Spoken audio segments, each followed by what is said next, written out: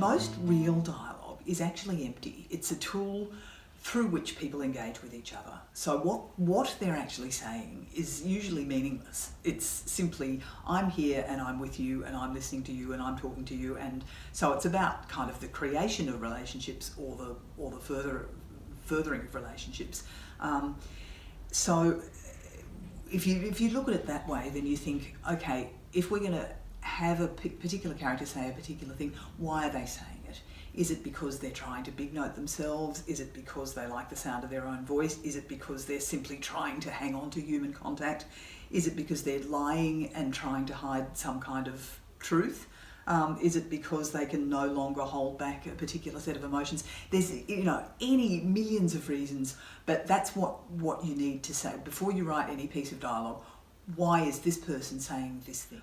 Often what we really think and how we really feel are the things that we don't say. So there's always a level of subtext to the text, and what is really being said is generally in the subtext.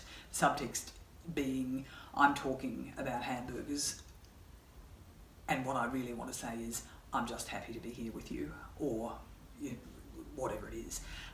There's just one extra thing I want to say is that there's a quite famous British screenwriter called Alan Plater, who I remember saying, when you're writing dialogue, no character should ever say I love you, and certainly no one should ever say I love you back unless one of them is lying. And I carry that with me all the time.